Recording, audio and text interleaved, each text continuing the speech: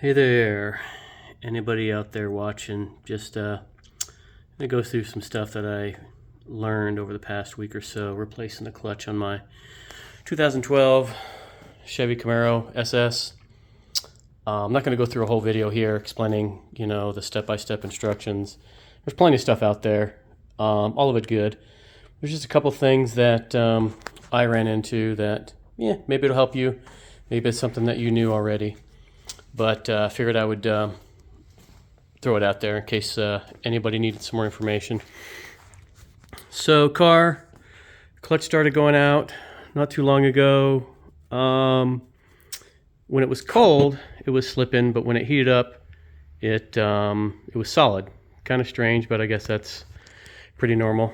I pulled the clutch is already out, pulled it out, and at the flywheel, it's pretty worn.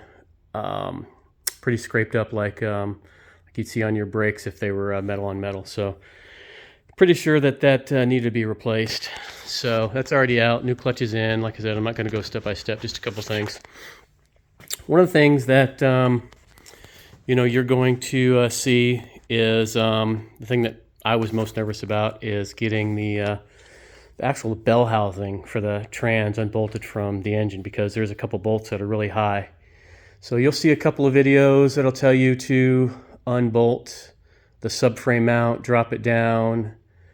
I ended up doing that eventually, but I didn't have to do it to pull the trans out, and I'll explain what I did.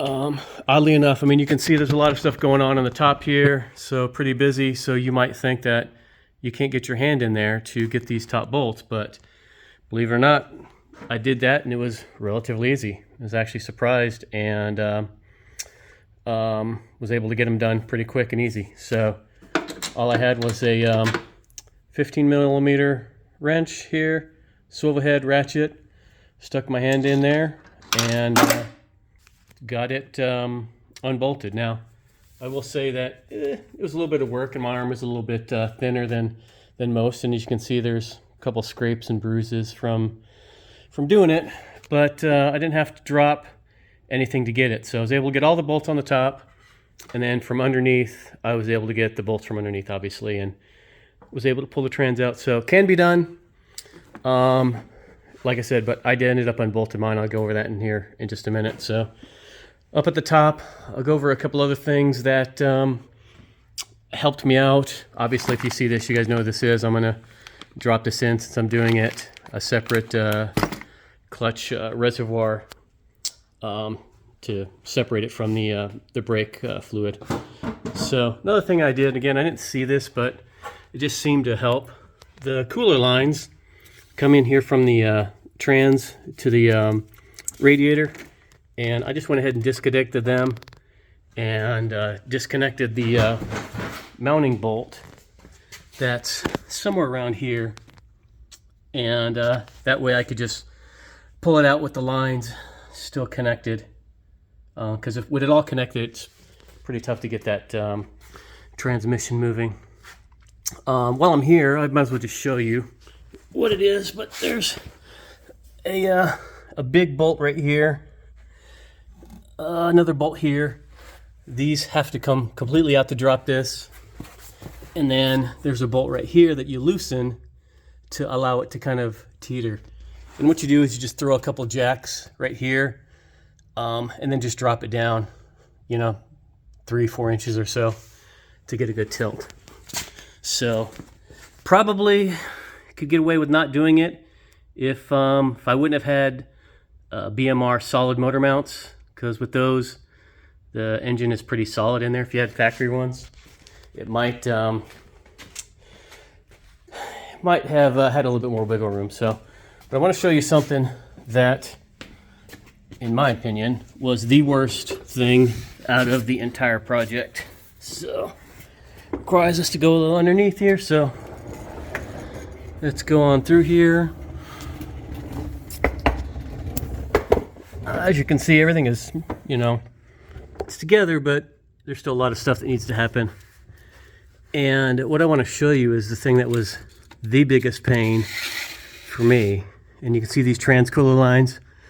Like I said, they're not connected up front, so a little bit loose. But right here this trans cooler line right here that comes out. Now this transmission, I've seen a couple other ones where they have a little connector right here where you can pull it off and drop it and disconnect it here. This one comes off pretty easy. No big deal there.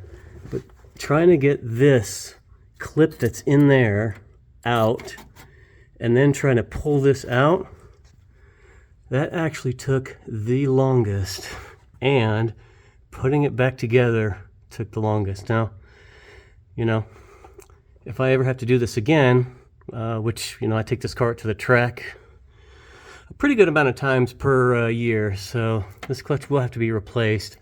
I'm actually going to think about doing something different right here, and maybe chopping this line here and putting a connector, or using some braided lines here and doing something different here, because this literally, I mean, this was hours of working and jiggling and messing around and trying to get it. So that is actually the worst part of what I did. If you know, the only advice I can give is, you know, if you have to get in there, try and get a screwdriver in there, pull it out, and you know, just work your butt off to pop that off. Maybe mine was a little bit bent. It could be that it was wedged in there a little bit, but that was by far the biggest pain. Other than that, everything's going back together. The rest of the stuff is pretty straightforward. Like I said, you can find other videos that will show you, you know, the general stuff on how to remove this. You know, you obviously have to remove everything here: exhaust, you know, drive line, and but it's going back together now. So if you found this helpful, cool, glad. So hopefully, you know, your trans clutch change will go smooth. One other thing, and this is just kind of my experience, is that, you know, obviously you can see I got quick jacks in here and they're maxed out, and under probably normal conditions, the jack that I have probably should have dropped down lower. After I dropped this out, I actually was not able to get the transmission all the way out of the car, so I just had to push it out of the way, do my work, and put it back together. But, you know, if you have a trans jack, just be better if you had one that dropped a little bit lower than the one that I have. So I got mine for clearance. 80 bucks, Harbor Freight. Pretty tough to argue with that. So, all right, that's all I got. Thanks.